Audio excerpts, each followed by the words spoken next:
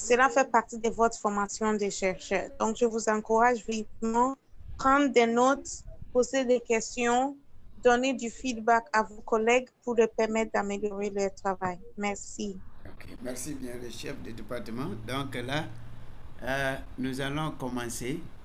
Je vois la présence du docteur Boglo, docteur Duo, et les autres collègues vont nous rejoindre bientôt. Malheureusement pour le docteur Imoro, il me semble qu'il y a coupure d'électricité dans son quartier. Il ne peut pas nous rejoindre. Donc, nous invitons mademoiselle ou bien madame Mensima Thompson d'abord pour nous présenter. Donc, madame, vous avez 15 minutes de présentation et puis après les 15 minutes, vous aurez des questions et des contributions, des apports qui vont vous permettre d'améliorer le sujet. Merci beaucoup, monsieur. Bonjour à tous, bonjour au chef de département, bonjour chers collègues, bonjour professeur. Merci beaucoup pour cette occasion de présenter mon travail afin d'avoir un retour sur mon sujet. Je m'appelle Mensima Apia Thompson. Je suis ghanéenne et je suis doctorante en 2e année. Voilà mon sujet. Prise de conscience et emploi de stratégies de communication par des étudiants ghanéens de français langue étrangère. Une étude exploratoire. Voilà le plan que j'aimerais suivre. L'introduction, justification du sujet jusqu'aux conclusions. Alors pour commencer, j'aimerais dire que, comme nous savons tous, l'apprentissage de langues étrangères, notamment le français au Ghana, est très pertinent dans des domaines de tourisme, de commerce, entre autres. Et l'objectif principal de chaque apprenant de langue étrangère est de développer la capacité de communiquer efficacement dans la langue cible, dans ce cas le français, et d'interagir de manière fonctionnelle avec des locuteurs de personnes qui parlent la langue cible d'une manière culturellement appropriée. Le statut de français, langue étrangère au Ghana, est que un apprenant qui commence à étudier le français dès l'école élémentaire ou bien l'école primaire étudie le français pendant au moins 5 ans. Après, cet étudiant, s'il a l'occasion, peut apprendre le français aussi au lycée pour environ 3 ans. Alors, avant d'aller à l'université, une étudiante ou bien un apprenant de français compte avoir peut-être étudié la langue pour environ 8 ans. Et voilà une observation que nous avons faite, c'est que malgré toute cette année consacrée à l'apprentissage de FLE au Ghana, il y a les apprenants et les étudiants qui n'arrivent pas toujours à communiquer efficacement en français dans certains cas. En tant qu'enseignante, voilà quelques observations que nous avons faites au niveau de nos apprenants de français langue étrangère, c'est-à-dire les étudiants ont le désir de communiquer en français, mais il manque le vocabulaire et la structure lexicale nécessaire. Il manque aussi la confiance et voilà, c'est un phénomène qui est normal pour chaque apprenant d'une langue étrangère. Deuxième observation est que les étudiants abandonnent ou évitent complètement l'objectif de communication quand ils font face au blocage, c'est-à-dire blocage linguistique, quand le mot leur manque, ils se taisent. Aussi, la troisième observation est que s'ils tentent à s'exprimer, ils recourent aux stratégies de communication, y compris des fois l'invention de mots en français quand ils rencontrent des blocages linguistiques. Afin de justifier notre sujet, nous appuyons sur le travail fait par Peribianca et Fortcamp 2007 qui ont montré que les obstacles rencontrés par les locuteurs de langue étrangère lors de la communication et les stratégies qu'ils emploient afin de combler des difficultés semblent influencer leurs compétences communicatives. Et en tant qu'enseignante, je constate que les influences sont positives, c'est-à-dire quand les stratégies de communication sont explicitement enseignées aux apprenants. C'est dans cet égard que nous cherchons à mener une étude des stratégies de communication employées par des apprenants de FLE. Quand les stratégies de communication sont explicitement enseignées, selon Donnier et Gugliandri, Donnier 1995 et Gugliandri 2019, les apprenants de langue étrangère reçoivent des outils linguistiques nécessaires pour naviguer les difficultés liées à l'apprentissage de langues étrangères, ainsi que développer la confiance pour s'exprimer dans la langue cible. L'enseignement et la sensibilisation des stratégies de communication pourraient donc améliorer les compétences communicatives, c'est-à-dire ils arriveront à parler avec plus de confiance et ils sauront comment combler des difficultés quand ils ont des blocages linguistiques. C'est la raison pour laquelle nous cherchons à entamer une étude comme celui-ci. Voilà les objectifs que nous comptons utiliser. Les objectifs de ce travail sont premièrement d'étudier la prise en conscience des apprenants de FLE aux stratégies de communication, c'est-à-dire est-ce qu'ils savent ce que c'est que les stratégies de communication. Et deuxièmement, examiner les stratégies orales et écrites qu'ils emploient consciemment ou inconscient, employées par les apprenants de français langue étrangère, c'est français langue étrangère ici. Et évaluer la possibilité de l'enseignement de stratégies de communication, évaluer la possibilité de l'enseignement de stratégies de communication et le développement de rubriques d'instruction pour l'enseignement et l'apprentissage des stratégies de communication au Ghana. Alors voilà nos questions de recherche. Alors les étudiants de FLE au Ghana, est-ce qu'ils ont une idée ou bien est-ce qu'ils ont déjà une connaissance des stratégies de communication?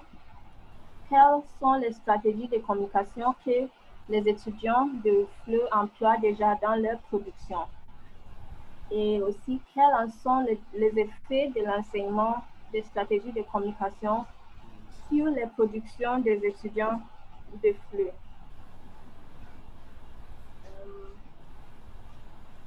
Alors, pour une étude comme la nôtre, il est important de la situer dans un cadre théorique ainsi que conceptuel.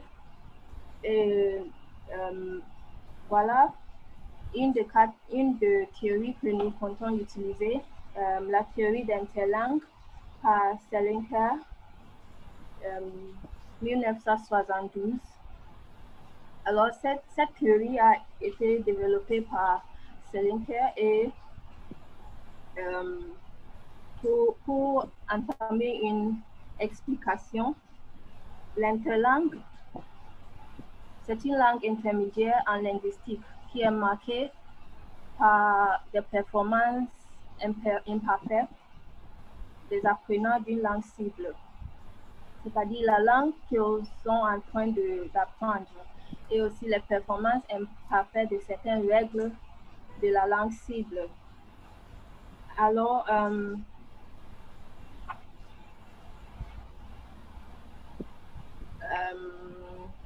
les caractéristiques de l'interlangue sont généralement marquées par, premièrement, le transfert de la langue, c'est-à-dire de la langue 1 à langue 2.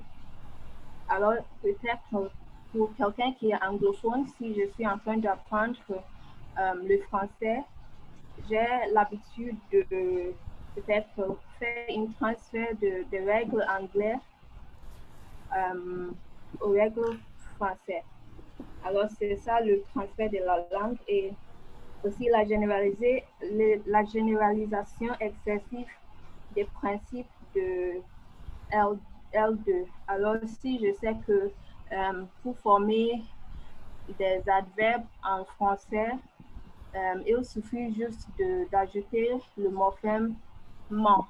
Alors, si quelqu'un marche, je dis lentement, rapidement. Alors, pour un anglophone, peut-être la personne sera dans l'habitude de généraliser, de trop généraliser cette règle de formation des adverbes en français. Juste pour donner quelques exemples de ce que c'est que le transfert linguistique, et aussi les stratégies d'apprentissage ainsi que les stratégies de communication. Alors, dans l'interlangue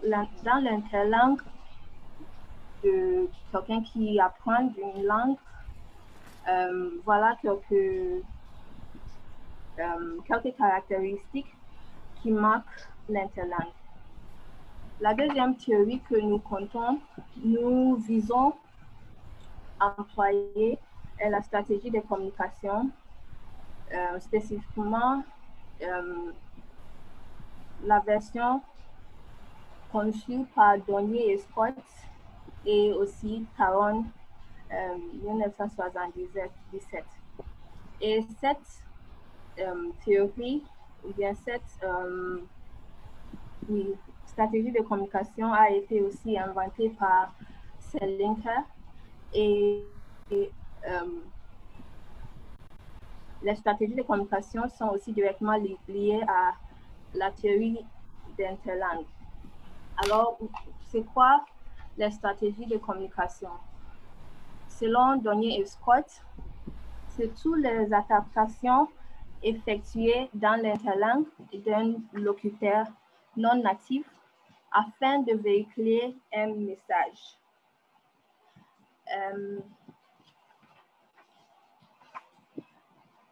Donnier, 1995, a proposé 2 branches de stratégie de communication, c'est-à-dire les stratégies d'évasion et les stratégies compensatoires. Mais pour cette étude, nous visons à utiliser la typologie développée par Caron 1977, qui est ici. Alors, nous voyons premièrement les stratégies d'évasion. C'est évasion du sujet, abandonne le message. Alors, quand les étudiants font face au blocage linguistique, ils ont l'habitude des fois d'abandonner totalement les messages, ou bien de faire une évasion du message. Et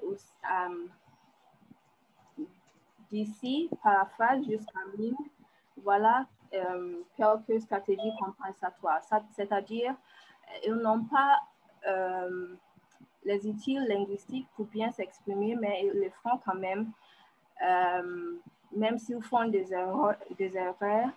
Alors, voilà quelques stratégies qu'il emploie. Alors, nous visons employer cette typologie conçue par Taron 1977.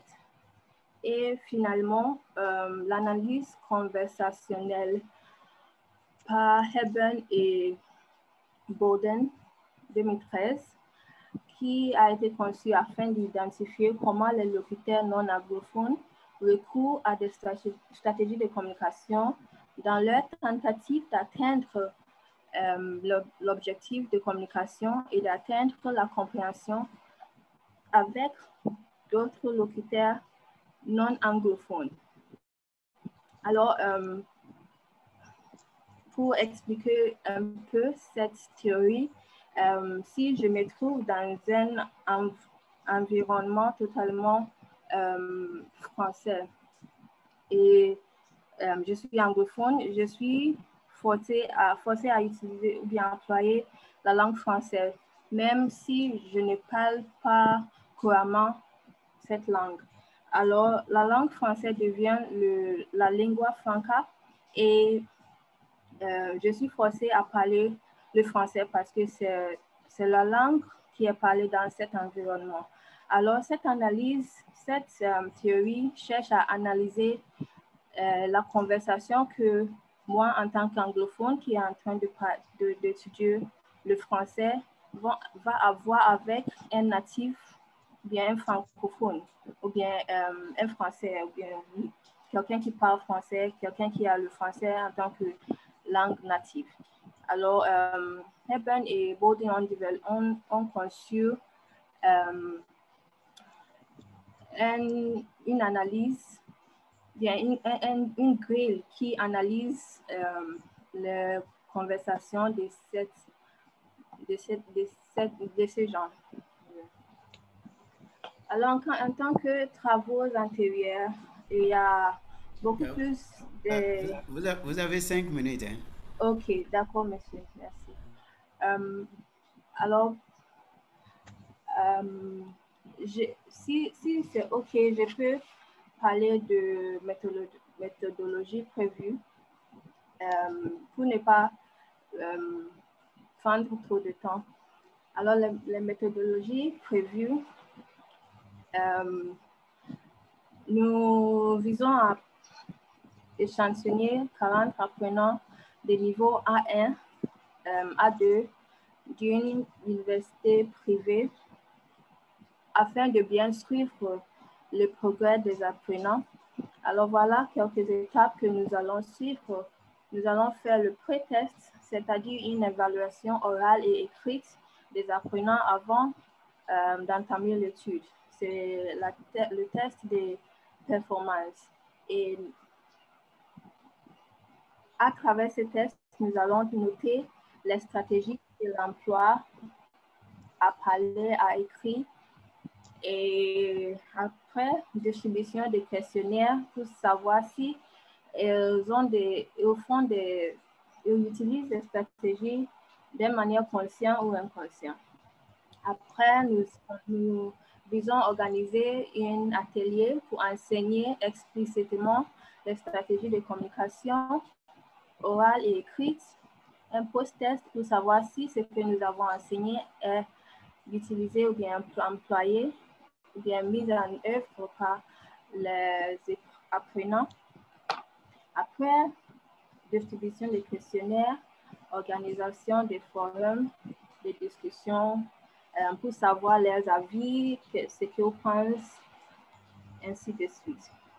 Voilà les études de collecte de données que nous avons utilisées. Et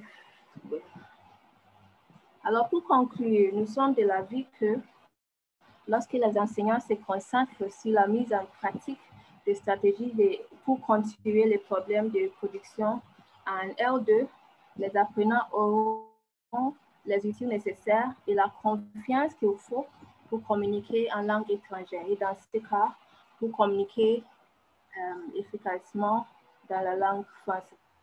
Merci beaucoup pour cette opportunité. Merci.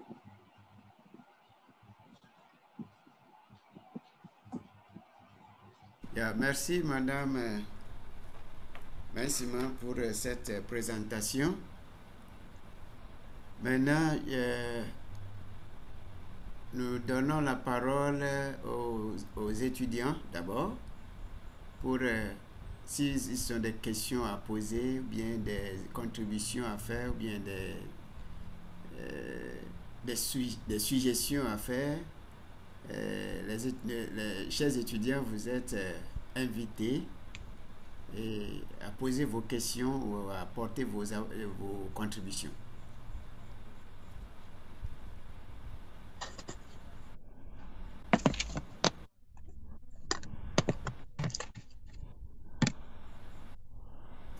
Chers étudiants,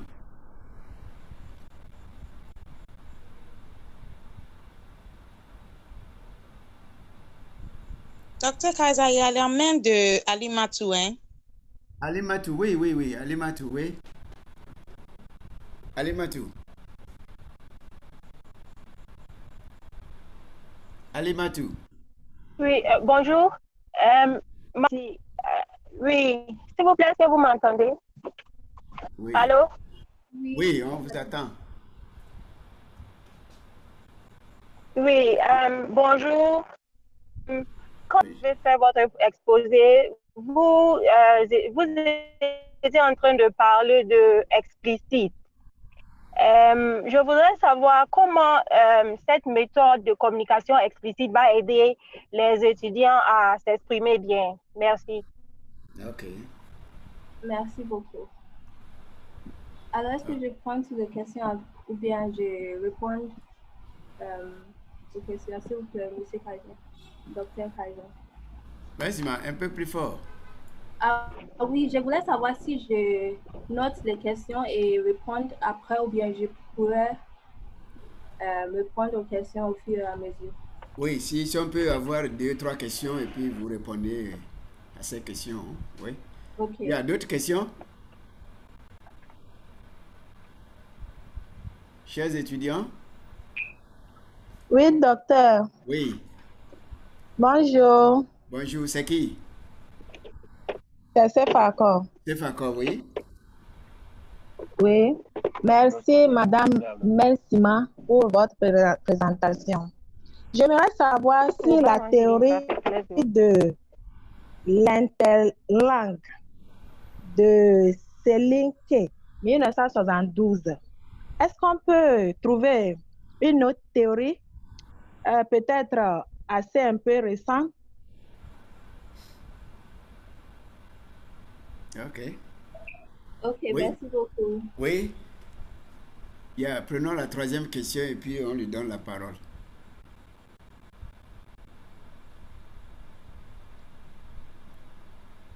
Une troisième question? Oui, Ohini.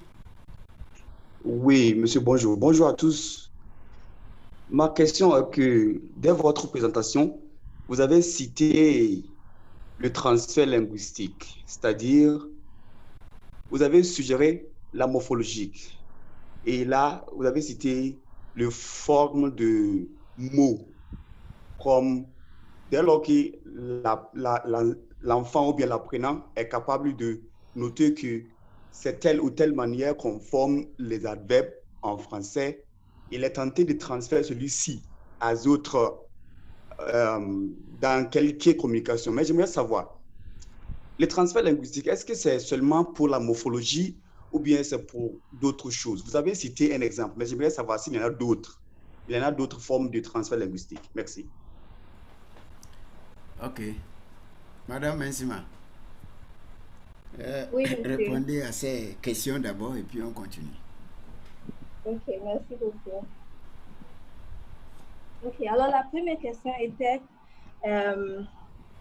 l'enseignement explicite de stratégies de communication. Est-ce que je pensais que ça peut améliorer la communication des apprenants? Ok, alors il y a des recherches qui ont été faites par Donnier, 1995. Lui, il a il a fait une recherche très approfondie sur ces sujets et il montre que quand les apprenants, quand les enseignants enseignent explicitement de stratégies de communication, ça peut améliorer la communication ou bien les compétences de communication des apprenants. Dans mon expérience aussi en tant qu'enseignante, je constate que quand je donne les outils aux apprenants, de peut-être, si je peux dire quelque chose comme, si vous êtes bloqué, alors personnellement, dans ma classe de FLE, l'alternance codique est acceptable. C'est pas complètement acceptable, c'est-à-dire peut-être je suis en train de parler de quelque chose et le mot me manque. Alors j'encourage les étudiants de insérer le mot anglais et là c'est moi qui fournis le mot français et l'enseignant, l'apprenant reprend la phrase. Alors, je pense vivement que si ces compétences, ou bien si ces stratégies sont enseignées, alors je peux dire, si vous êtes bloqué, vous pouvez faire le mime, faire les gestes avec le main, faire quelque chose, juste pour encourager la communication, oui, juste pour encourager la communication. C'est un moyen de donner les outils aux apprenants. Quelquefois, ils ne savent pas qu'il y a des outils comme ça qu'ils peuvent employer. Alors, c'est ça pour la première question. J'espère que j'ai donné la réponse. Deuxièmement, il y avait une question, la deuxième question était que l'interlangue datée 1972, n'y a-t-il pas une théorie assez récente? Si je suis sûre qu'il y a des théories récentes, et j'aimerais dire aussi que ce domaine de stratégie de communication est en train de se développer. Alors, je suis sûre qu'il y a des théories assez récentes. Peut-être c'est moi qui ne sais pas déjà. Alors, comme je viens de commencer ce travail, je vais chercher des théories assez récentes. Mais j'aimerais aussi prendre que cette théorie ou bien ce phénomène dès les racines. Où est-ce qu'il a commencé ce concept de stratégie de communication? Alors, c'est pour ça que j'ai appuyé sur cette théorie de Selinger. Troisième question, transfert linguistique. Est-ce que c'est seulement morphologique? Non. Le transfert linguistique se réalise même dans la prononciation des mots. Ok, alors c'est une étude un peu vaste. Alors, juste pour répondre à la question, c'est pas seulement le cas des transferts linguistiques qu'il existe. Okay. Il y en a d'autres. Merci beaucoup. Merci. Est-ce qu'on peut avoir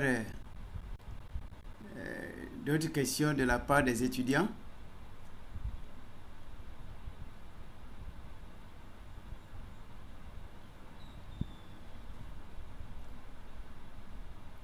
Chers étudiants, vous avez d'autres questions à poser?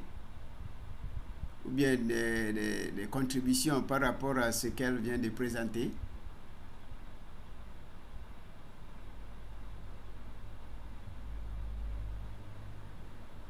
Vous ne voulez pas parler?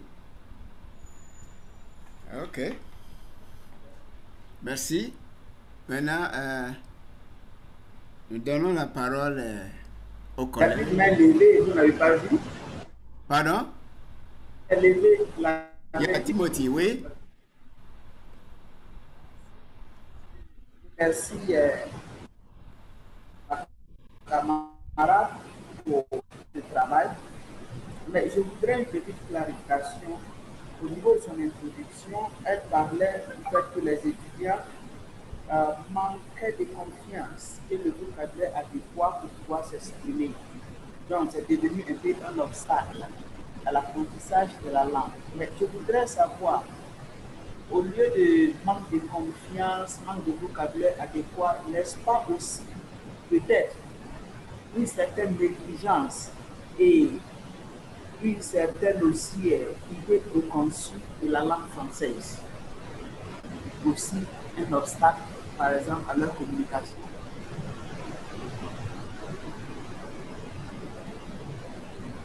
Oui, Merci beaucoup pour la question. Je peux oui. répondre? Ok, vous répondez, oui. Ok. Alors, oui, merci beaucoup pour cette observation. Oui, j'ai mentionné le manque de confiance parce que quand nous faisons des erreurs, et c'était alors, peut-être, je ne veux pas généraliser, mais les erreurs dans la langue, dans la classe de FLE ne sont pas bien encouragées. Je ne dis pas que on doit encourager les apprenants à faire le foot, mais ce que j'ai entendu, beaucoup de personnes qui ont fait le français dès les écoles primaires, que quand vous faites des fautes, les professeurs vous tapent ou quelque chose comme ça. Alors, s'ils ne sont pas confiants de ce qu'ils veulent dire, ils ne parlent pas du tout. Mais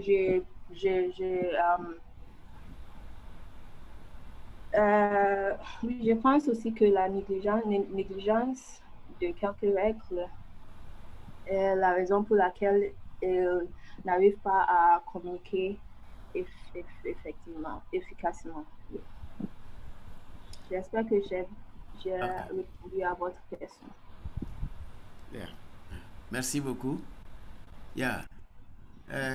Maintenant, on donne la parole aux collègues qui sont parmi nous.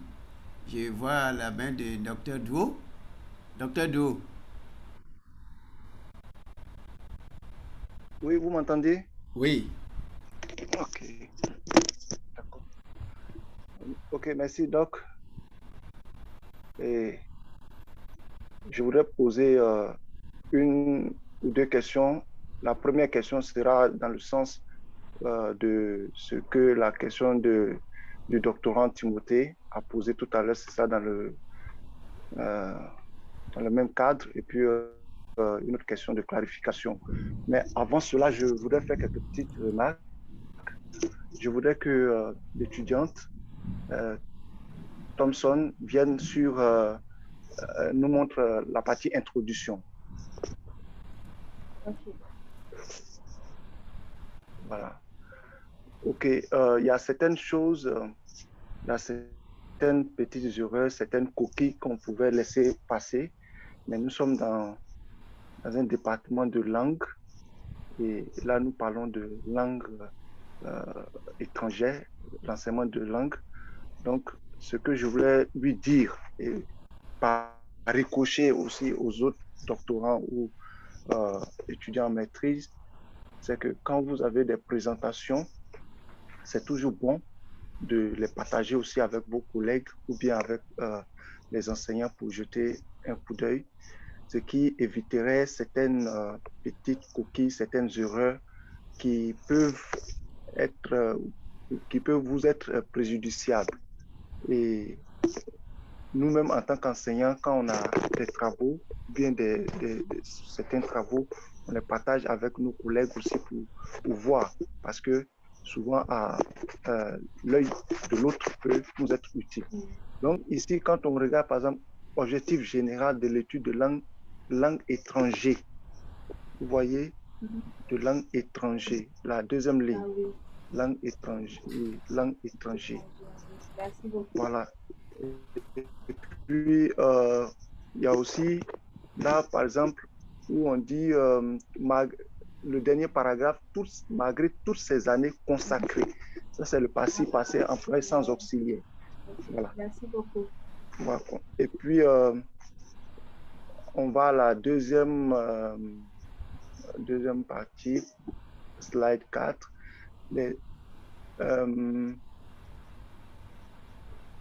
Les étudiants concernés, j'ai vu ça quelque part.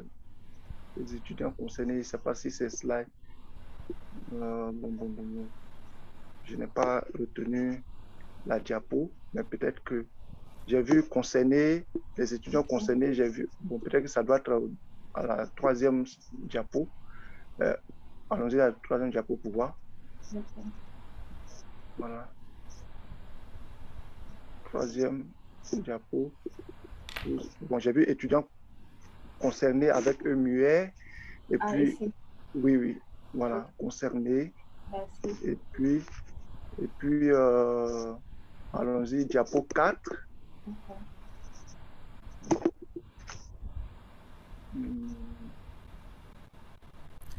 Diapo 4. Aux stratégies. Quelque part, il marque. Stratégies.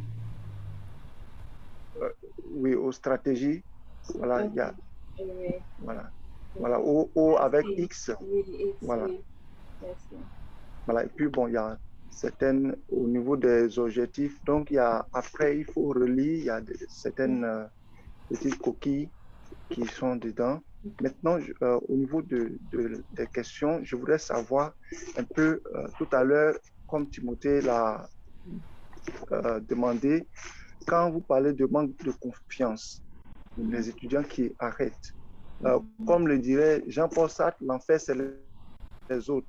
Est-ce que aussi, c'est pas le fait que, par exemple, je donne un exemple tout à l'heure, je viens de finir un cours au niveau 400 et souvent, il y a des étudiants qui sont allés au Year Abroad, par exemple en France, et qui s'expriment comme des Français.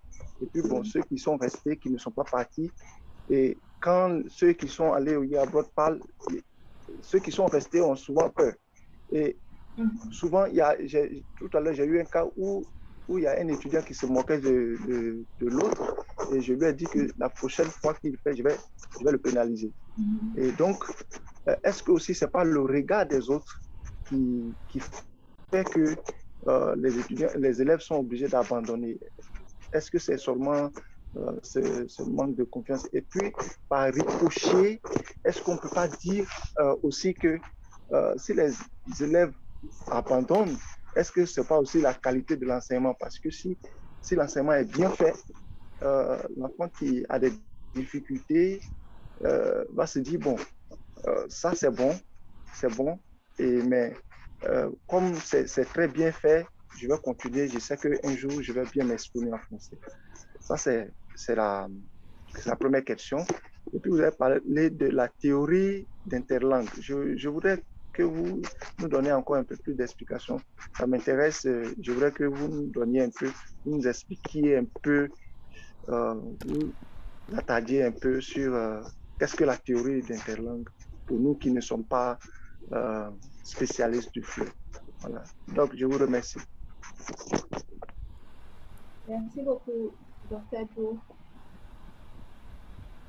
Alors, pour répondre à la première question, les étudiants qui partent en Year Abroad et ceux qui restent, ça c'est une observation personnelle et qui est une expérience personnelle aussi. C'est-à-dire quand vous manquez la compétence de faire quelque chose, vous n'avez pas assez de la confiance pour le faire. C'est une expérience personnelle. Quand j'apprenais à parler français, peut-être que j'utiliserais quand j'ai commencé à conduire. Oui, je n'avais pas la confiance à le faire parce que je maîtrisais mal les règles. Et je pense que c'est un peu comme ça. Si ils savent que peut-être moi, je ne suis pas partie en France ou bien au Bénin et je ne suis pas sûre que j'arriverai à m'exprimer comme ma collègue ou bien mon collègue, alors c'est un peu normal que je manquerai de la confiance. Et oui, peut-être que ça pourrait aussi le niveau, bien la qualité de l'enseignement.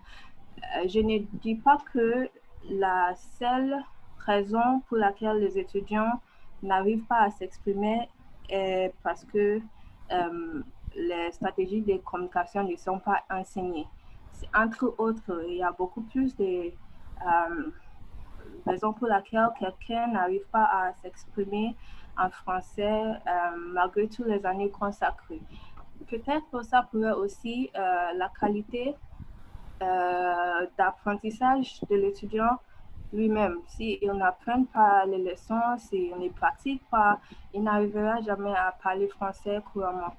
Alors, je pense qu'il y a beaucoup plus de raisons pour lesquelles quelqu'un n'arrive pas à parler français. Je pense que j'ai juste observé que si peut-être on apprend des stratégies de communication, peut-être ça pourrait améliorer la compétence communicative de nos apprenants. Et pour la deuxième question, pour tenter une explication, la théorie d'interlangue.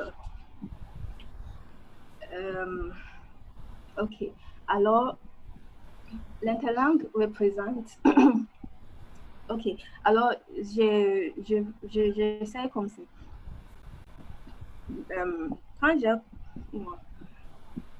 Pour quelqu'un qui vient de commencer le parcours d'apprentissage de langue, le français, de la langue française, le français qu'il parle est vu, je ne sais pas comment, le français qu'il parle est l'interlangue, c'est-à-dire dans ce français que la personne parle, il y a des erreurs parce que la personne est toujours en train de maîtriser les règles. Alors, surtout si la personne est... Ok, j'utilise l'expérience des anglophones. Alors, nous avons des fois, si la personne parle et veut dire surprisingly, ok, non, je recommence. Alors, l'interlangue représente la compétence d'un apprenant après le début de son parcours d'apprentissage de la langue cible. Alors, la langue cible, dans ce cas, c'est la langue française. Alors, la période entre la première introduction de la langue à l'apprenant et le moment où l'apprenant perfectionne effectivement sa compétence dans la langue cible. Alors, c'est comme un stage dans, une étape dans l'apprentissage d'une langue cible. Dès le début, quand il commence à apprendre et quand il arrive à parler quasiment comme un natif. Alors, entre le commencement et la fin, ce qui reste au milieu est ce qu'on appelle l'interlangue. Merci. Yo. Merci, Maïsima. Ouais, nous passons la parole à Dr Poglou. Dr Poglou, oui. Ouais, je suis là. Est-ce que vous me recevez? Oui, monsieur. Oui, docteur. Ah, d'accord. Merci beaucoup. Merci. D'abord, moi, je suis content. Je suis content que tu aies mentionné quelques faits morphologiques. Et pour ça, moi, j'étais déjà content de vous entendre parler de morphèmes et de la dérivation des affixes. Je suis trop content déjà. Et puis ensuite, juste pour rebondir sur la question que Dr. Dou a posée avant de poser, c'est pas une véritable question. Moi, je préfère plutôt faire une contribution pour améliorer ce que vous êtes en train de faire. C'est, Dr. Dou, en fait, l'interlangue, en fait, hein, c'est pour caricaturer, mais pour ne pas ridiculiser. C'est une sorte de système qui est propre à l'apprenant lors du processus de l'apprentissage. En gros, l'idée, c'est que lorsque l'apprenant commence à apprendre la langue, ok, il vient avec quelques connaissances, il mobilise quelques connaissances. Mais entre-temps, il doit arriver à un niveau aussi qui est acceptant dans la langue cible, la langue qu'il est en train d'apprendre. Donc, lors de ce processus, il va constituer un système qui est propre à lui. Et ce système qui est propre à lui, il est reflété dans sa façon de production qu'il fait, qu'il va faire.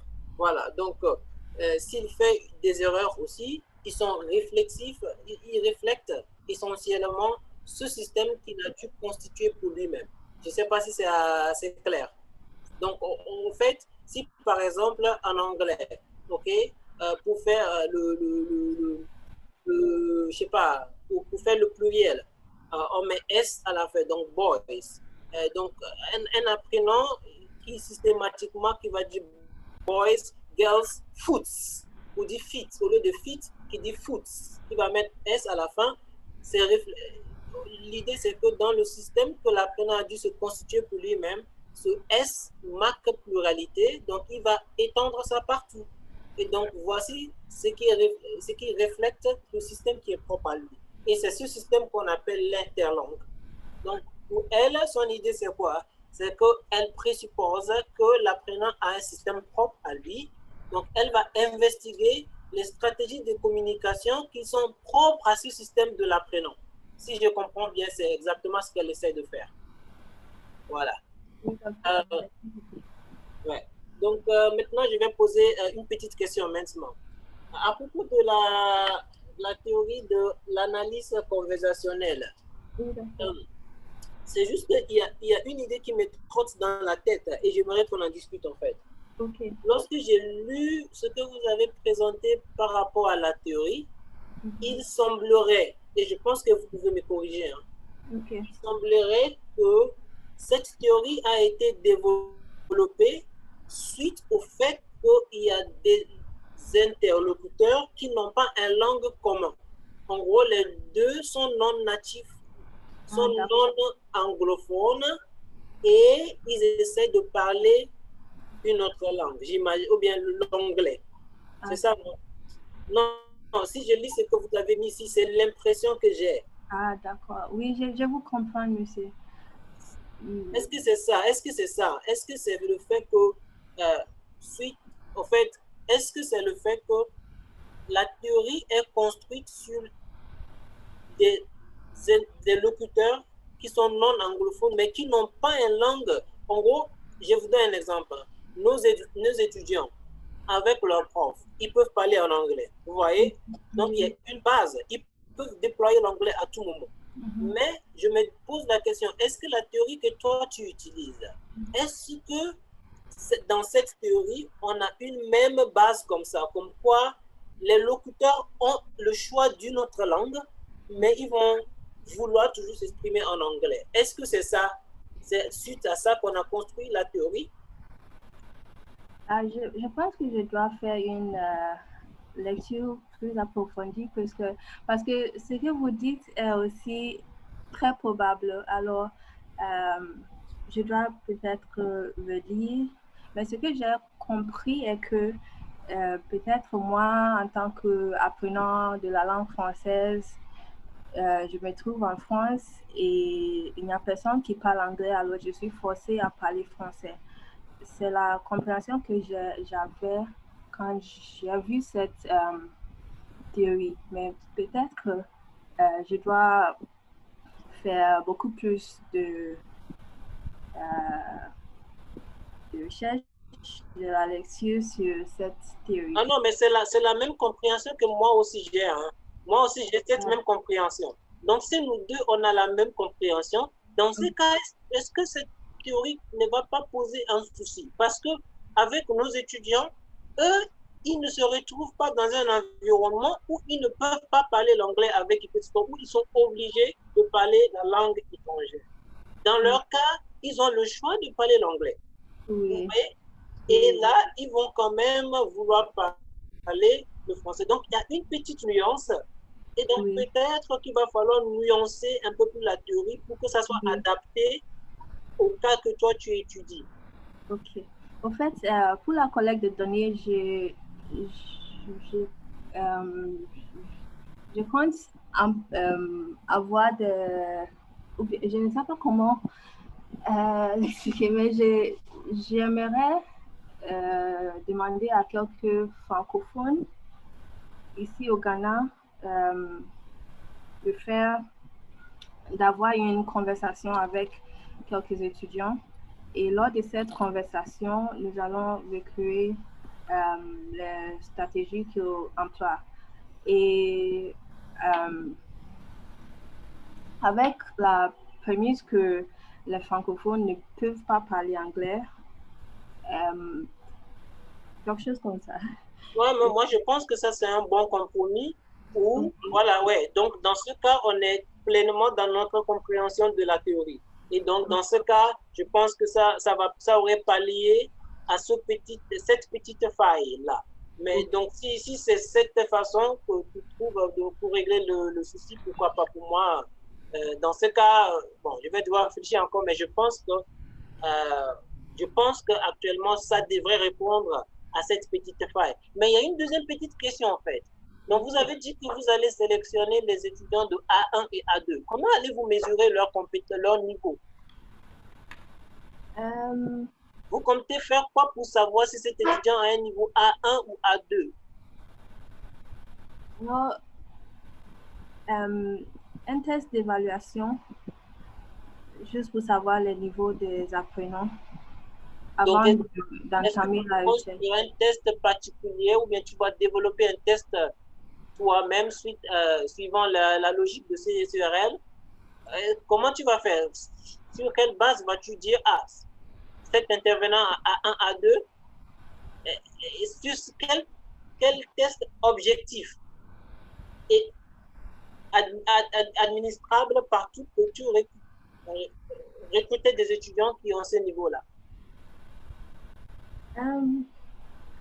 Okay, alors, en tenant compte des 4 compétences, compréhension écrite, compréhension de l'oral, production écrite, production orale, peut-être ça serait le test plus approprié, mais j'aimerais dire aussi que je dois lire beaucoup plus de recherches pour voir ce que les autres personnes qui ont travaillé dans ce domaine aussi ont entamé ce genre de recherche. Ok.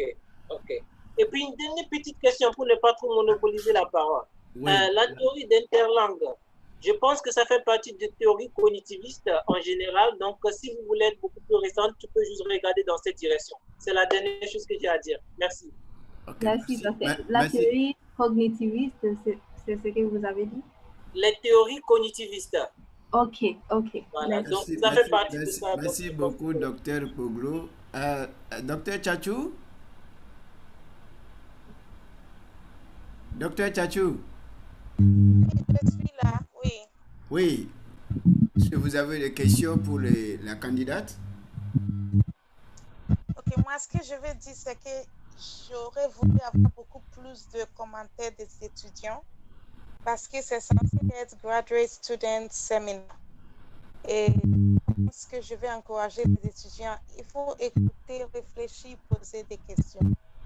Et puis après, ce n'est que le prof qui doit parler. Je sais qu'il y a 2 ou 3 personnes qui ont posé des questions et qui ont fait des commentaires, c'est bon.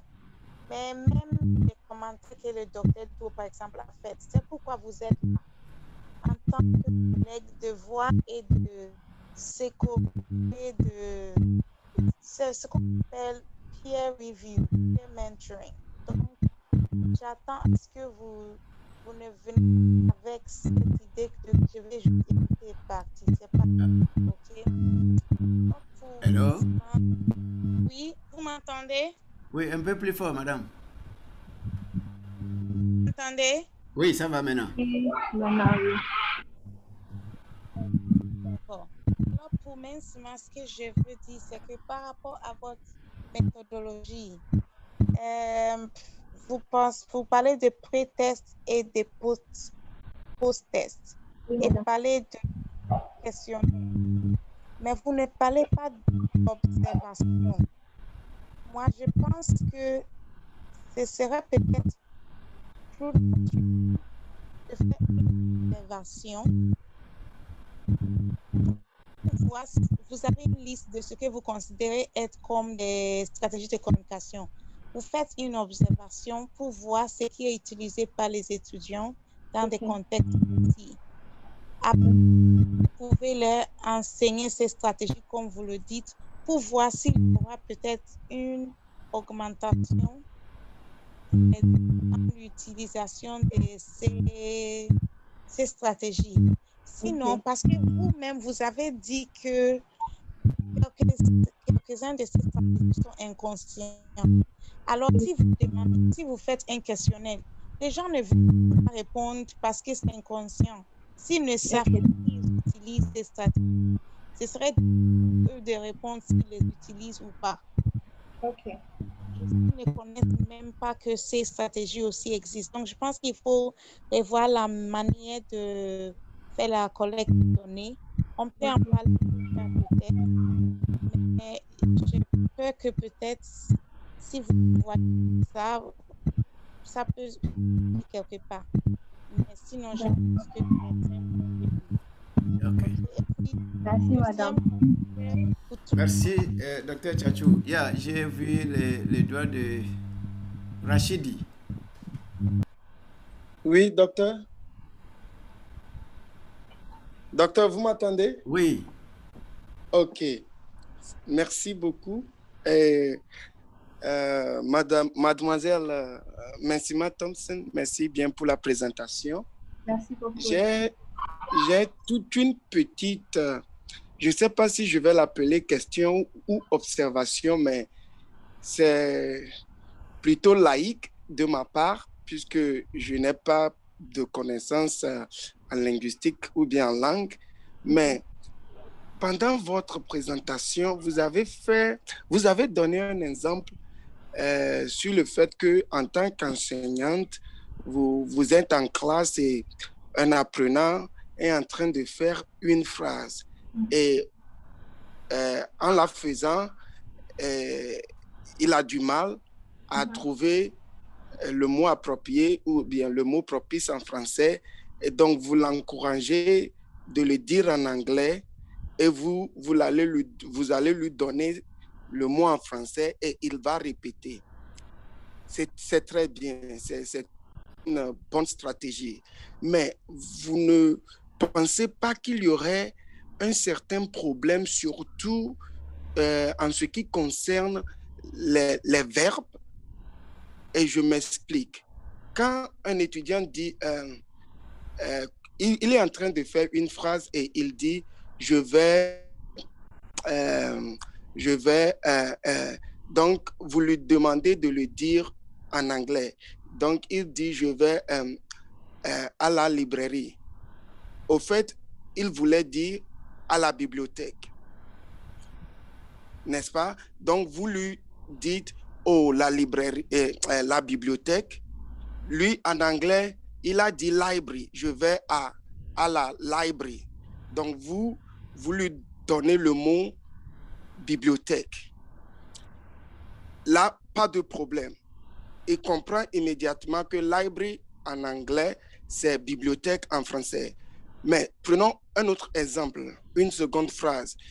Il commence par dire, hier, donc, vous lui dites, oh, dites-le en anglais. Et il dit, hier, je went à la bibliothèque.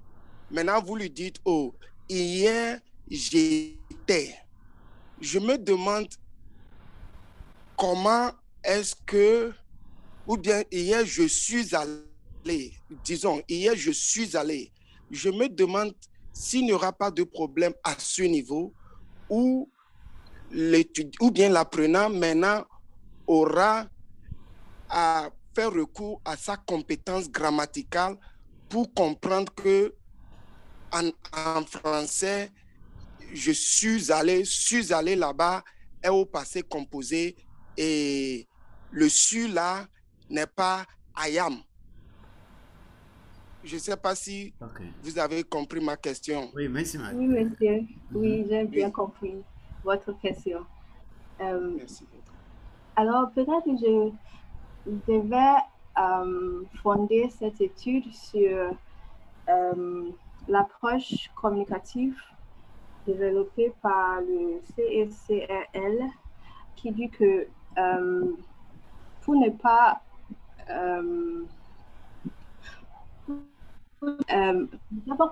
pour encourager la communication,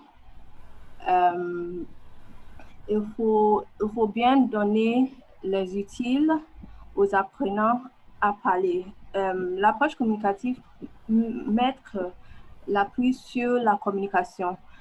Alors, je comprends bien votre souci, monsieur.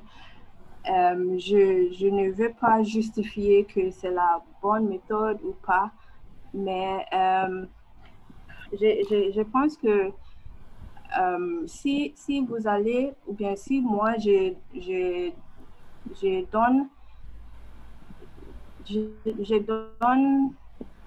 l'opportunité aux apprenants ou bien mes étudiants d'appuyer sur l'anglais s'ils ont des difficultés, j'ai une responsabilité d'apprendre les règles qui vont avec ce que je les enseigne. C'est-à-dire, comme vous avez dit, je went. Je dois faire une leçon sur le passé composé, sur le peut-être ils vont demander pourquoi je suis allée et pas en anglais, il y a juste un mot went.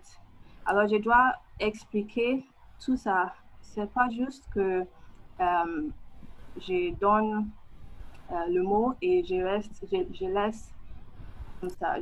Ok. Je ne sais pas si j'ai... Merci, docteur. Oui, merci. Docteur Tchachou. Au fait, oui, j'allais essayer d'aider Mensima, mais je pense qu'elle s'est bien défendue. Et puis, puisqu'il y a une deuxième communication, oui, et le temps passe, je pense qu'on peut laisser. Ok. Merci beaucoup. J'ai quelques questions à poser, mais quand les collègues qui ont plus de questions à poser, vous pouvez contacter la candidate pour faire des suggestions, bien des critiques que vous voulez, compte tenu du temps, parce que nous avons 2 heures dans lesquelles même les 3 candidats, mais elle a pris presque 1 heure de temps. Donc là, on passe à la deuxième personne. Donc, merci beaucoup, Mensima. C'est une bonne présentation. Il y a beaucoup de choses qu'il faut revoir encore. Oui, il y a beaucoup de choses qu'il faut revoir encore. Mais en consultation avec les enseignants ou bien les collègues, ils vont envoyer des apports qui vont t'aider à améliorer le travail. Merci beaucoup. Merci beaucoup pour l'occasion. Merci. Oui, est-ce que M. Anthony Oussou est là?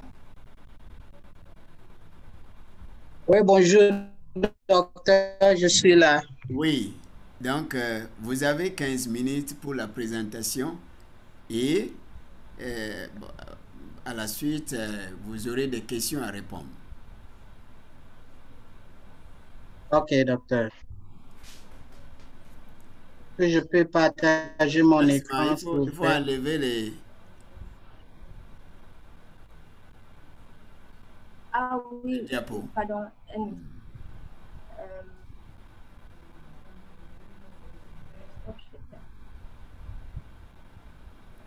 Oui. Monsieur Oussou? Oui, docteur. Yeah, vous avez la parole. D'accord, merci. Bonjour. Allô? Bonjour. Oui, bonjour. Chers professeurs, chers collègues, bonjour. Je m'appelle Anthony Oussou Banahini, étudiant de littérature, deuxième année. Je vous présente cet après-midi mon travail sur le progrès de mon travail sur le titre « Les femmes en contexte de guerre dans la métropole de Gustave Akapo et Sometimes in April de Raoul Peck ». Voici le plan pour cette présentation.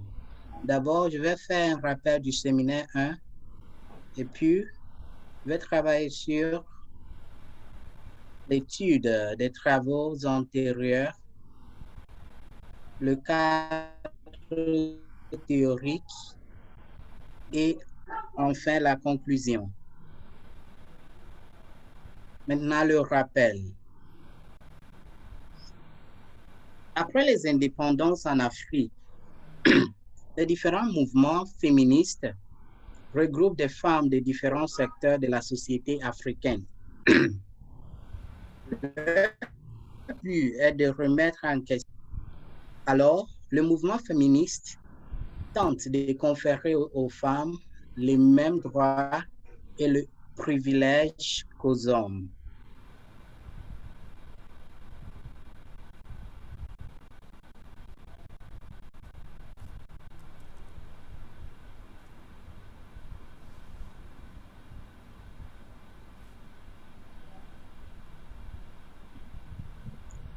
La moyen utilisé par statut en tant que moyen utilisé par les adhérents. Jusqu'à la majorité des écrivains de l'Afrique francophone sont des hommes. Ils proposent des images très conventionnelles de la femme africaine. Donc, c'est-à-dire, ces adhérents du féminisme ont utilisé la littérature pour exprimer leurs préférences. L'apport des écrivains masculins. Oui, les écrivains masculins proposent surtout des images très conventionnelles de la femme africaine. Ils privilégient sa fonction de mère, ils dénoncent quelquefois la condition défavorable dans laquelle la femme africaine se trouve. Allô? Alors, est-ce que vous m'entendez? Monsieur. Allô? Allô? Allô, est-ce que vous m'entendez? Oui.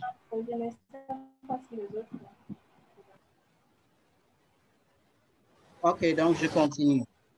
Ces écrivains masculins africains ont aussi contribué au discours féministe. Ils présentent leurs œuvres dans les conditions défavorables de la femme africaine dans la société africaine considérée patriarcale. Puis, ils dénoncent quelquefois ces conditions défavorables, cela dans les œuvres de Ousmane Sembène, La Noire de Ousmane Sembène, Zala, Fatkine, où Ousmane Sembène présente les femmes africaines qui subissent des victimisations de la tradition africaine. Ces femmes africaines réagissent et triomphent de leur victimisation. C'est cela, François Paf, 2009, postule que s'imbibe dans sa carrière cinématographique donne des images positives de la femme africaine.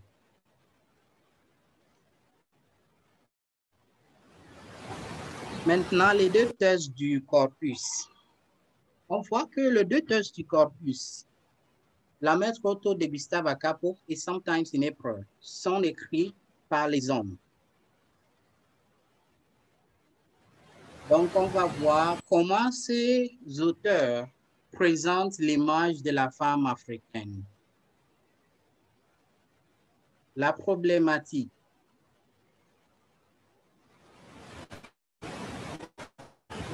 On cherche de savoir comment l'image de la femme, quelle image est donnée à la femme africaine par ces auteurs masculins. Et on a quelques questions à poser. D'abord, on a quelle image de femme est présentée dans La Maître Otto de Gustave Akapo et Sometimes in April de Raoul Peck. Aussi, quel facteur oriente cette image donnée de la femme africaine dans les tests? Les deux tests sont-ils influencés par la théorie féministe? Et enfin, y a-t-il une différence ou une similitude entre l'image de la femme africaine dans les deux tests, La Maître Otto et Sometimes in April? Nous avons trouvé quelques réponses provisoires pour ces questions.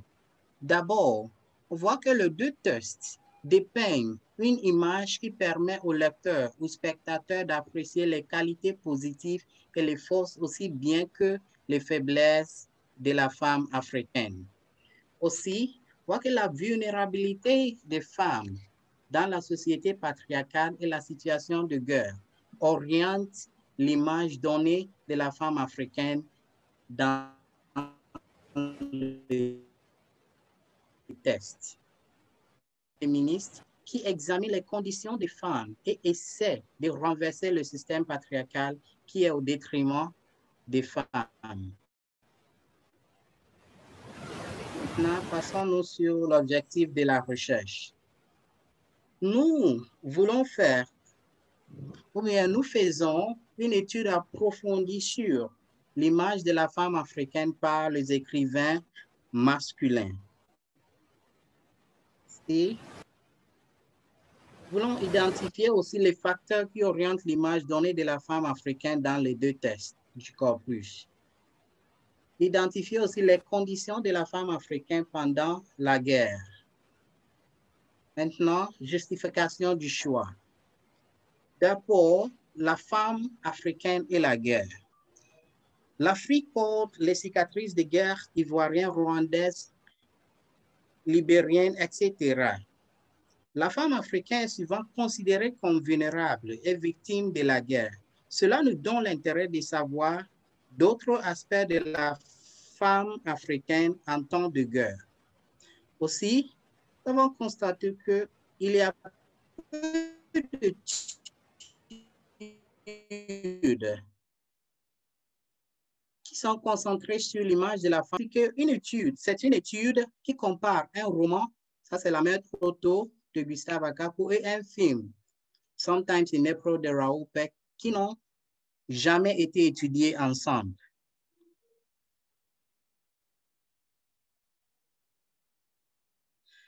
Et passons-nous maintenant sur la méthodologie. On prend la méthode qualitative basée sur l'analyse et l'interprétation des tests et des travaux sur notre sujet. Des travaux qui traitent l'image de la femme africaine. C'est une approche analyse textuelle inspirée du féminisme. C'est une approche comparative. Donc, on va faire une approche, on emploie une approche comparative et analyse textuelle qui est inspirée du féminisme pour traiter ou bien pour analyser dans les deux tests du corpus l'image de la femme africaine dans la société africaine. Maintenant, passons sur l'étude de travaux antérieurs. D'abord, pendant le travail de Ikhlas Siddiq Mohamed Ahmed, 2011, Ikhlas, dans sa thèse intitulée « L'image de la femme dans le roman d'Afrique francophone » à travers le thème de la polygamie, présente l'image que le romancier africain francophone dresse de la femme africaine dans une société polygamique. Ahmed appuie sur 3 romans africains francophones. Zala de Ousmane Sembène, Perpétue et l'habitude du malheur de Mongo Betty et Une si longue lettre de Mariam Abba. Cela implique que Ikhlas présente les points de vue de 2 hommes écrivains africains et une femme écrivain africain sur le sujet. Les 3 ouvrages sont publiés à la même période, c'est-à-dire les années 70. Les romanciers donnent 3 images de la femme africaine. D'abord, femme forte, femme faible et femme victime. Dans Une si longue lettre de Mariam Abba, 2 femmes se trouvent dans une situation identique, c'est-à-dire la situation polygamique, mais elles réagissent de manière différente. L'un d'elles choisit le divorce et l'autre ne peut pas renoncer à son mari. Bas présente 2 jeunes femmes fortes, dotées de diplômes et de savoir. Maintenant, femme en lutte.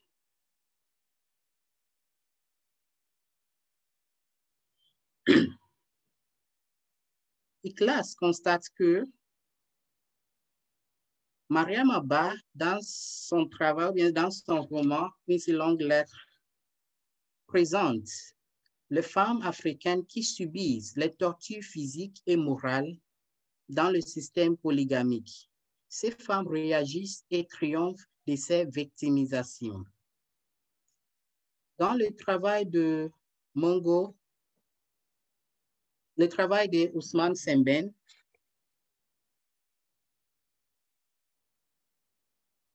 dans le travail de Ousmane Sembène, une femme faible, ou bien Sembène présente une femme faible et victime de la polygamie. Sembène dépeint surtout la condition défavorable de la femme africaine. Il raconte la douleur de 2 épouses, Adja Awa, qui souffre en silence, et Oumi Ndoye, qui ne peut pas cacher sa colère. Sembène est contre la polygamie, mais il la voit comme un faux problème, car il pense que le véritable problème est économique. Il postule que chaque homme peut avoir 3 femmes s'il veut, mais il doit limiter le nombre des enfants.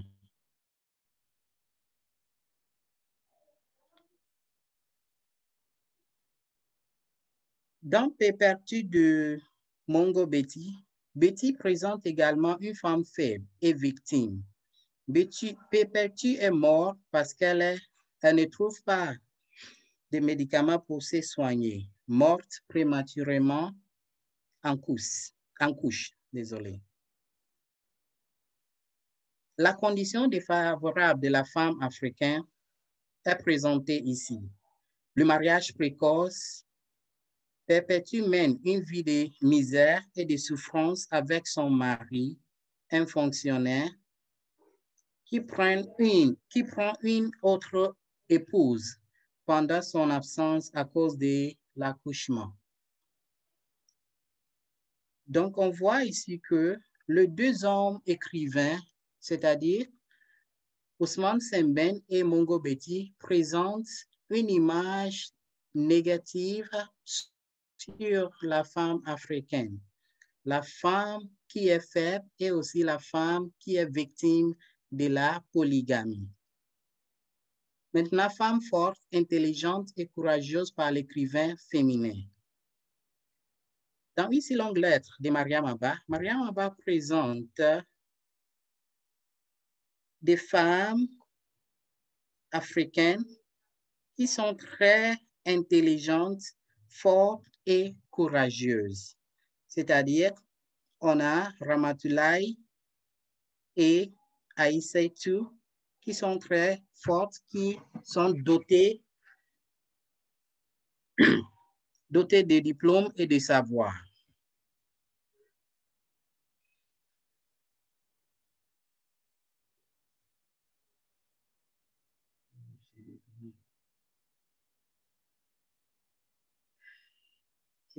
Donc, dans le travail de ICLAS, on voit que les deux hommes présentent une image négative de la femme africaine, mais l'écrivain féminin, c'est-à-dire Mariam Abba, présente une image positive sur la femme africaine. Mais on doit savoir quel facteur oriente cette image donnée à la femme africaine par les deux auteurs masculins. Passons-nous sur vous avez 5 minutes. Ok, merci, docteur. Le travail de Kosivi Kwenon, 2015.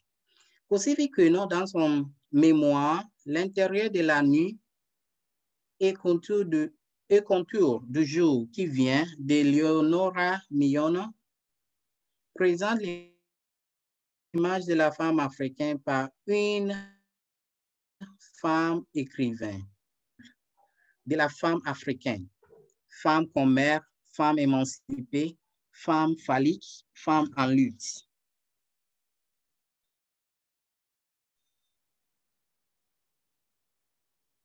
Donc, dans ce travail de Kwenon, on voit que d'abord, l'auteur, Leonora Miano, a d'abord présenté la condition défavorable de la femme africaine, femme qui est marginalisée, c'est-à-dire son rôle est limité à la procréation, l'éducation des enfants et la tenue du foyer. La femme sans voix. Elle présente après la femme africaine en lutte, la femme qui prend son destin en sa propre main, sort de son silence et se révolte contre le système patriarcal pour imposer sa voix par la parole et l'acte. Cette femme écrivain met en exergue une femme africaine forte malgré sa victimisation par la société considérée comme patriarcale. C'est femme marginalisée, femme phallique et femme émancipée. Maintenant, femme phallique. Femme phallique, ici, c'est une femme qui est considérée comme la moitié de l'homme. Elle change de sa personnalité et présente des traits masculins devant des situations données. On peut voir ça en Ié dans l'intérieur de la nuit de Leonora Miona. Ié est une femme de caractère dur à forte personnalité. Maintenant, le travail de Augustin Assad, 2007. Assad, dans son article, Image of Rape in African Fiction between the Assumed Fatality of Violence and the Cry for Justice, présente l'un des thèmes qui est considéré quand l'image de la femme africaine est mise en question. C'est le viol suivi la plupart du temps par la femme africaine. Assa admet que le viol est une manifestation terrible du patriarcat et l'idéologie dominatrice. La femme africaine est souvent considérée comme victime du viol et cela donc donne une image défavorable de la femme africaine. Assa donc donne plusieurs types de viol. D'abord, il parle du viol comme violence hégémonique. Ici, il exprime que le viol est une violence qui provoque l'image de la force, provoquée par l'image de la force et le dictat de l'hégémonie masculine. Qu'il soit perpétué dans contexte non conflictuel ou dans des conditions de conflit armé, le viol est toujours une question patriarcale car il est fondé sur la croyance sexiste laquelle la force peut être utilisée pour obtenir le faveur sexuelle. Donc, en bref, Assa présente donc une image de la femme africaine à travers le viol. Il montre que les écrivains masculins et féminins abordent ces thèmes dans leurs œuvres en présentant les femmes comme vulnérables et victimes de ce acte. Donc, on a le viol comme violence phallocratique, viol en temps de paix, le viol en temps de guerre civile. Maintenant, cadre théorique. Dans ce travail, nous étudions l'image de la femme africaine présentée par les écrivains masculins. Alors, notre analyse est influencée par le féminisme. Nous faisons une analyse textuelle de l'image traditionnelle et l'image universalité de la femme africaine, de l'opposition binaire homme-femme. Donc, le féminisme s'avère indispensable. Mais d'abord, on voit l'opposition binaire homme-femme. Donc, ici, on commence avec l'approche structuraliste, l'approche de Ferdinand de Saussure, dont l'objectif est d'étudier la structure du texte, la langue comme un système dans lequel chacun des éléments ne se définit que par les relations d'équivalence ou d'opposition qu'il entretient avec les autres. C'est ces relations qui forment la structure, l'élément de cette approche. Nous travaillons sur l'opposition binaire homme-femme en tant que structure de notre corpus. L'approche post-structuraliste, femme-homme ou bien homme égal à femme. L'approche post-structuraliste, pour parler plus précisément, la déconstruction, un thème forgé par le philosophe français Jacques Derrida pour rendre invalide toute forme de normes, de conventions, de traditions. Cette approche est récupérée par les littéraires ou bien les écrivains, notamment les féministes, qui par l'approche des constructionnistes et la stratégie de renversement fait naître l'opposition femme-homme ou bien homme égal à femme. Donc, c'est pourquoi nous basons sur ces théories du féminisme pour ce travail. Maintenant, conclusion. Nous avons déjà fait un rappel du séminaire 1 et puis le progrès de notre travail. Cela veut dire que le chapitre 1 qui porte sur l'étude des travaux antérieurs et le cadre théorique. Maintenant, quelques références. OK. Merci beaucoup, monsieur. Merci beaucoup. Merci beaucoup, monsieur Oussou. Merci. Voilà, il vient de terminer sa présentation. Questions de la part de nos étudiants, des collègues étudiants. Si vous avez des questions, des apports à donner, donc vous avez la parole. Questions de la part de nos étudiants d'abord. Oui. Oui. Nos étudiants. Vous êtes là? Chers étudiants, vous êtes là? Oui, nous sommes là. Oui. Oui, donc, comme ici. C'est à vous de contribuer, de poser des questions pour enrichir son travail.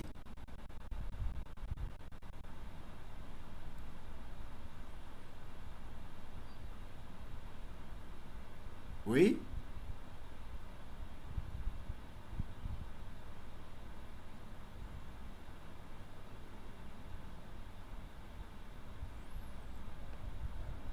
Vous n'avez pas de questions à poser?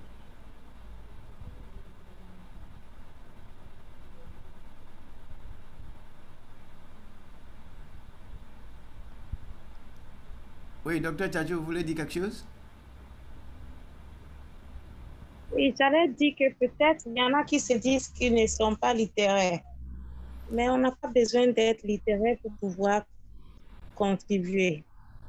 Mais il y a des littéraires parmi eux. De toute façon. Oui. Alors,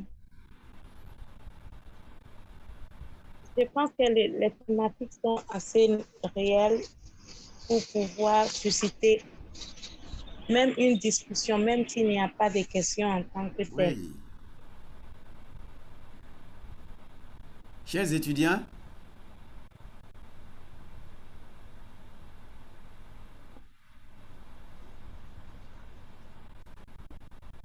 oui, Harriet.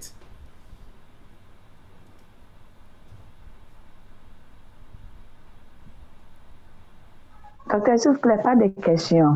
Oui.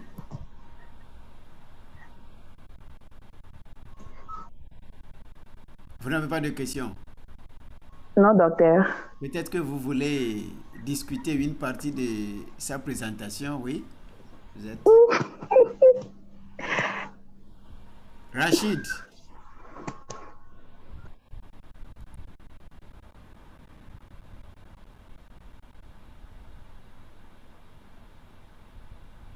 Oui, docteur Joe.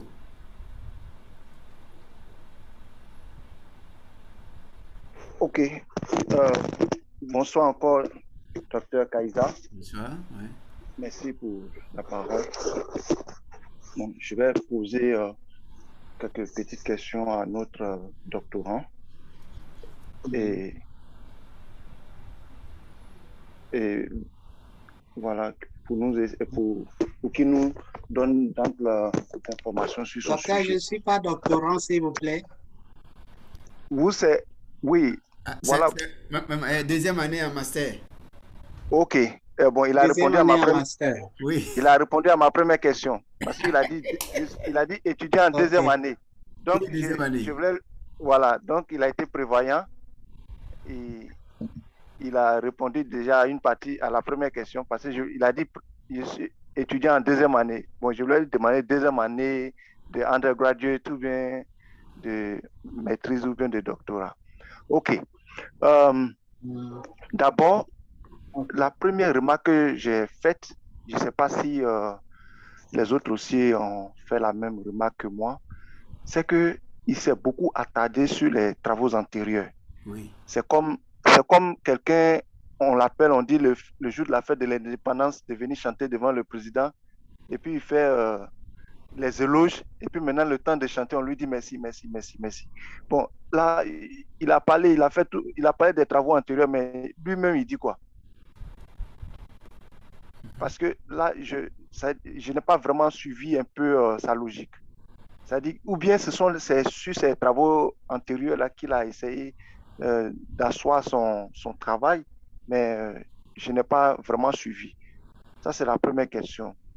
La deuxième question, quand on regarde déjà le thème, les femmes en contexte de guerre, Dans la mer trop tôt de Gustave Akapo et Sometimes in April de Raoul Peck, on voit déjà que nous avons affaire à un sujet d'étude comparée, du comparatisme. C'est vrai qu'il a évoqué un peu le féminisme, mais nulle part dans son travail, on a entendu parler de comparatisme.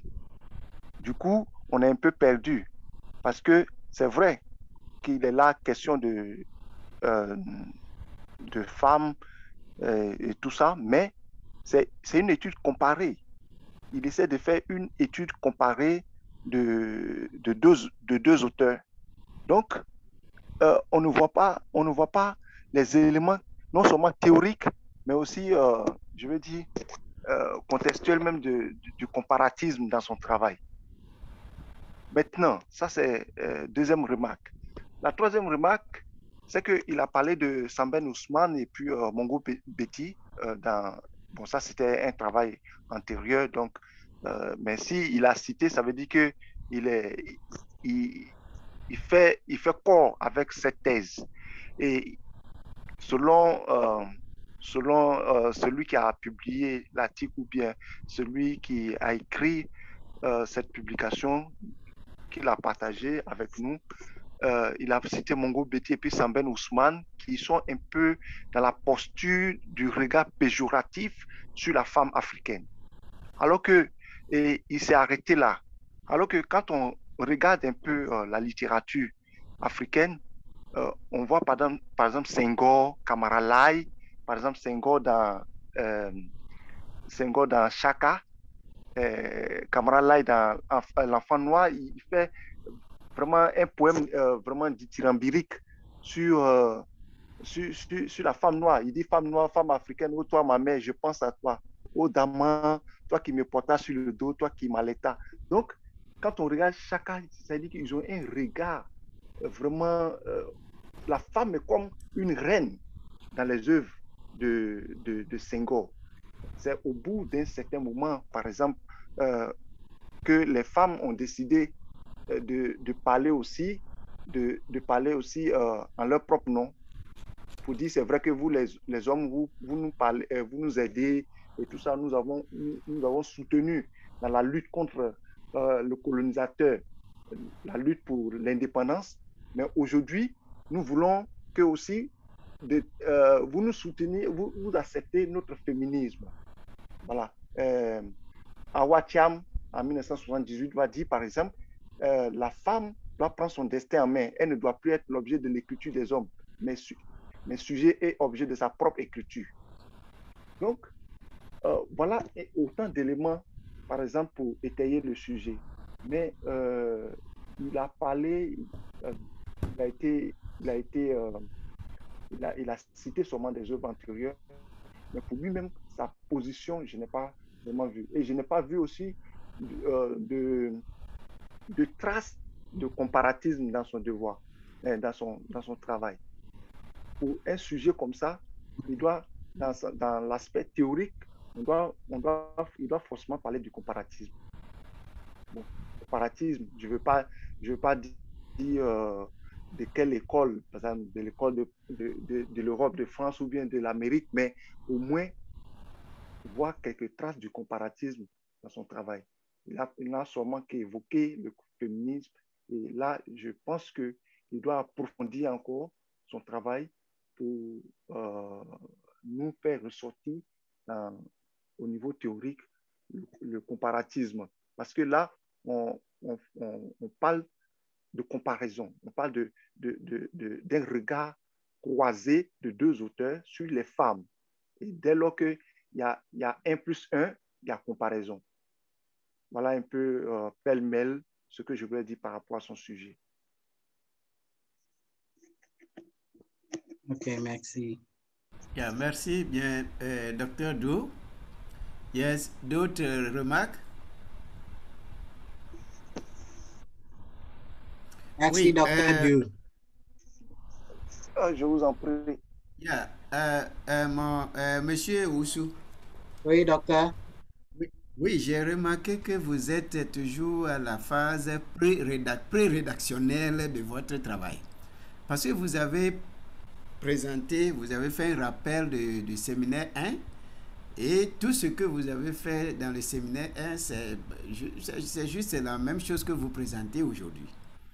Parce que vous avez parlé des travaux antérieurs. Comme Dr Duo a dit, vous avez trop parlé des travaux antérieurs. Ces travaux antérieurs ont été présentés déjà au séminaire 1.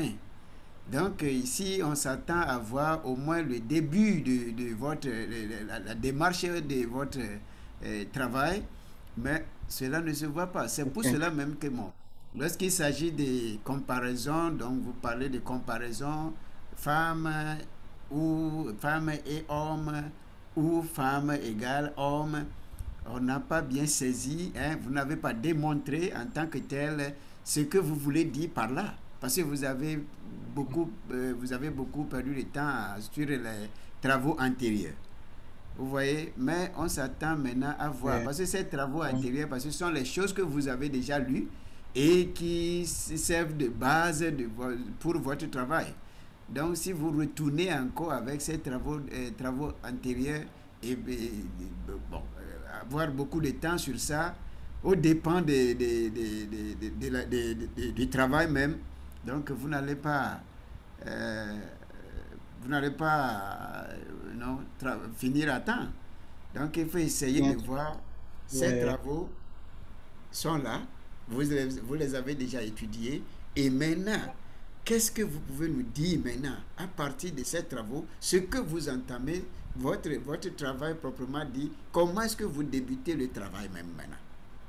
Donc, c'est ce qu'on attend à voir aujourd'hui. Comme vous avez déjà dit que vous avez déjà fait le séminaire 1, vous voyez? Et le rappel, vous avez fait le rappel. Et ce rappel-là, c'est les choses que vous avez déjà fait. Donc, on n'attend pas à répéter les mêmes choses. Il faut avancer dans le travail. Vous avez parlé de cadres méthodologiques, cadres théoriques, mais il faut expliciter ces stades. Parce que les travaux antérieurs, vous les connaissez déjà, c'est la répétition.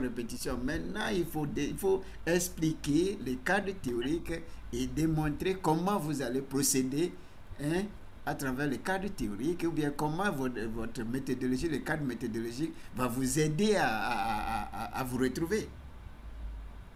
C'est ce qu'on attend de vous aujourd'hui. OK. Il y a d'autres remarques? Docteur Tachou? Merci, docteur.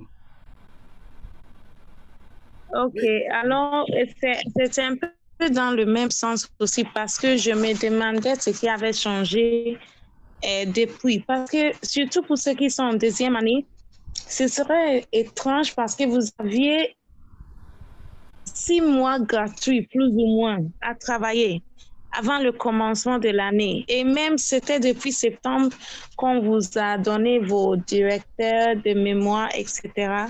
Donc, si depuis ce temps, toujours, vous êtes en train de nous rappeler ce que vous avez fait pour le séminaire 1, c'est un peu triste.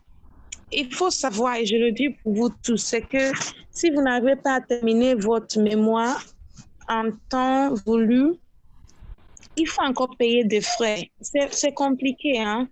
Et vous avez eu, à cause de la pandémie, au moins, même si ce n'est pas 6 mois, au moins 4 mois, 3 mois à avancer. Et si vous n'avez pas avancé, c'est un peu triste.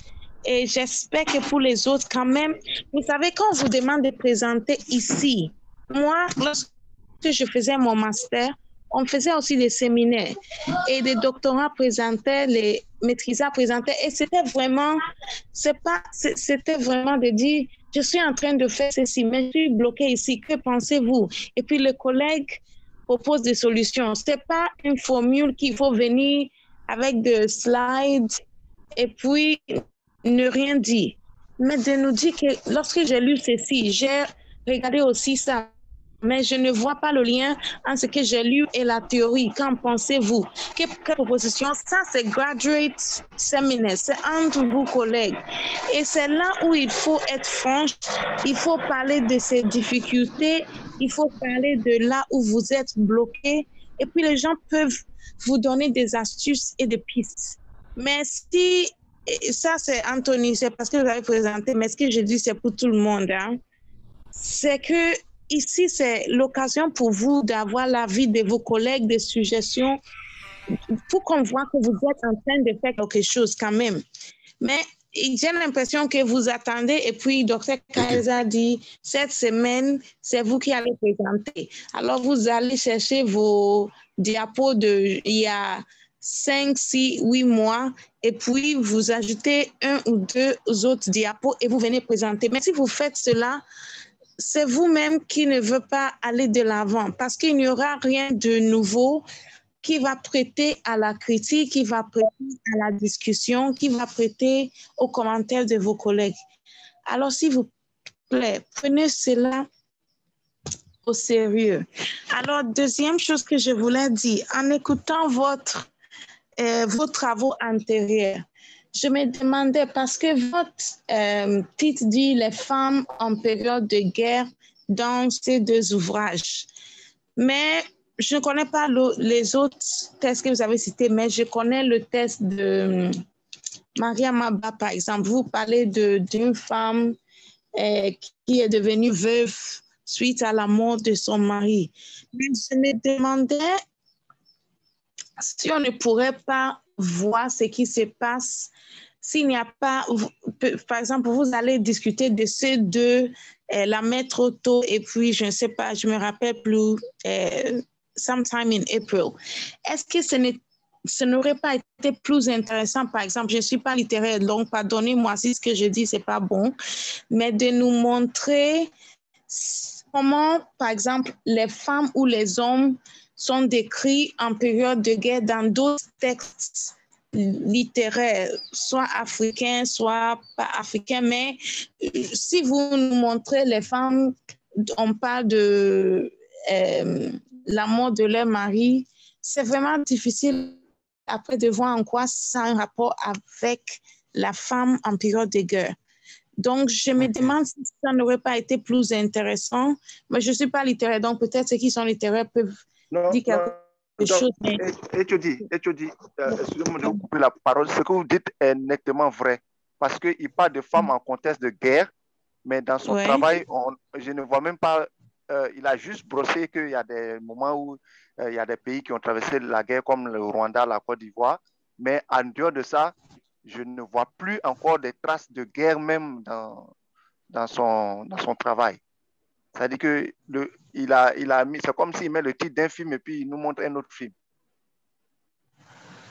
Oui. Donc, moi, j'ai beaucoup aimé la littérature, même si je n'ai pas suivi. Donc, je me demandais si on n'aurait pas besoin quand même de savoir, normalement, en période de guerre, comment les femmes sont présentées dans d'autres ouvrages et pourquoi vous avez décidé de cibler ces 2 textes, peut-être parce que dans ces 2 textes, les femmes sont contextualisées de manière différente, présentées de manière différente ou quoi, mais parler d'une si longue lettre, même si j'aime bien, mais je ne voyais pas en quoi ça allait me montrer quelque chose sur la guerre, parce que vous parlez des femmes en contexte de guerre.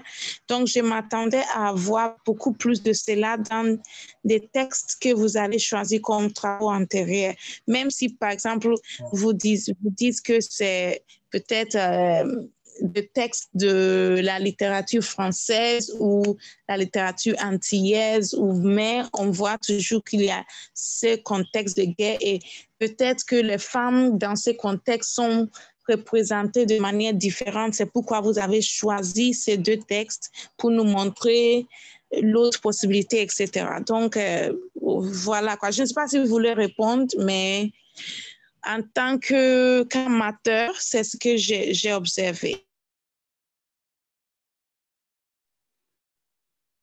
Merci, Dr. Tchatchou. Le candidat, est-ce que vous avez... vous voulez réagir? Non, s'il vous plaît.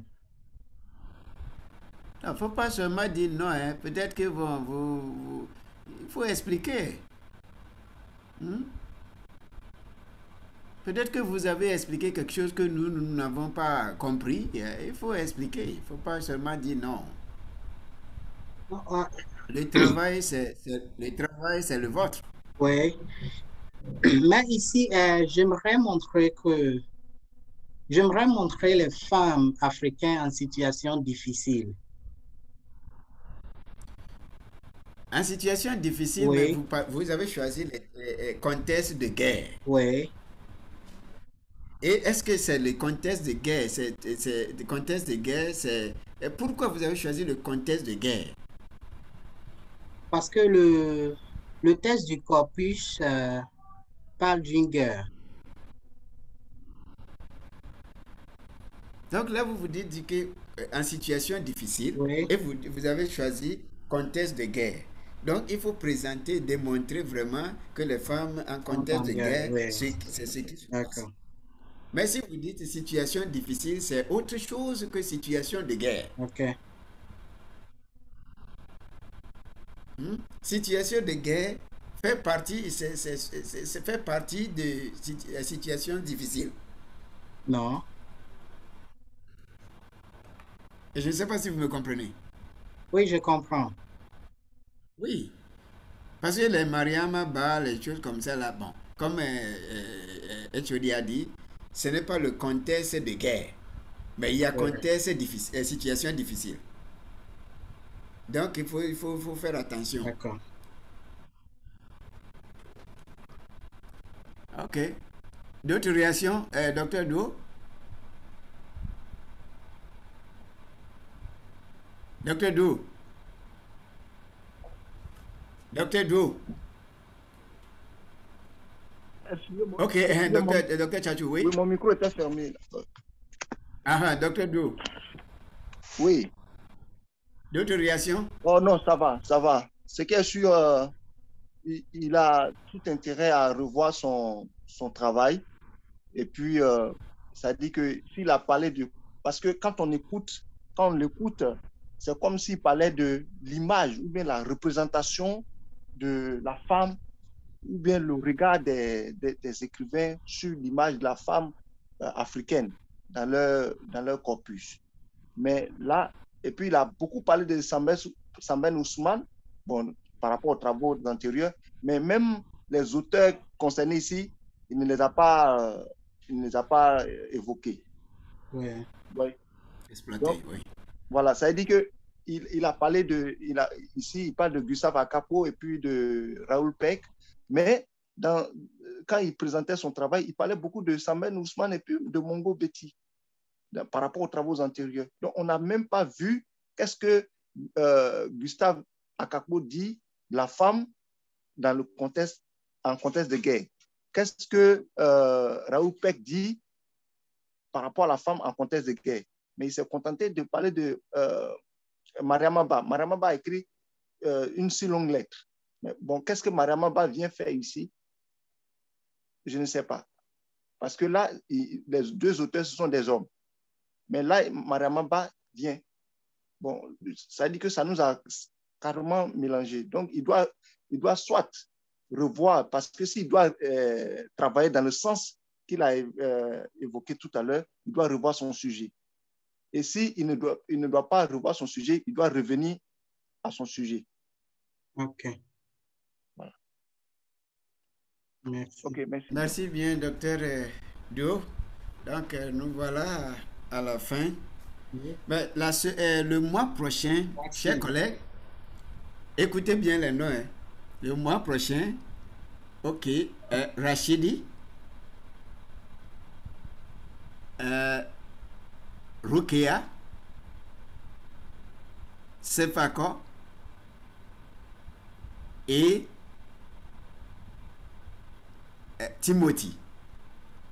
Rachidi, Rukia, Sefako et Timothy vont présenter le mois prochain, le 5 mars, le vendredi 5 mars. C'est compris? Chers étudiants. Oui. Combien de personnes qui vont présenter, s'il vous plaît? Il y a 4 personnes. D'accord. Oui, 4 personnes. Mais ce que je veux dire, c'est il faut bien présenter le texte parce que des fois, les gens n'arrivent pas à bien gérer le temps. Oui, Et oui. donc, il ne faut pas nous dire l'essentiel avant pour pouvoir avoir une discussion. Oui. Donc, Rachidi, Rukia, Oui, docteur. Sefako et Timothy. C'est vous qui allez présenter le 5 mars. Donc là, 2 semaines de, bon, jusqu'à 21 de ce mois ou bien jusqu'à 25 de ce mois, il faut me faire parvenir les sujets. D'accord, docteur. Oui. Merci beaucoup. Donc, merci docteur Tchachou, merci docteur Do et docteur Poglo. Docteur Agbo, j'ai vu docteur Agbo aussi, merci beaucoup pour votre présence et merci à tous nos étudiants. C'est comme ça, ça démarre et nous allons continuer jusqu'à la fin. Merci beaucoup. Au revoir. Ouais. Docteur Kaiser. Oui.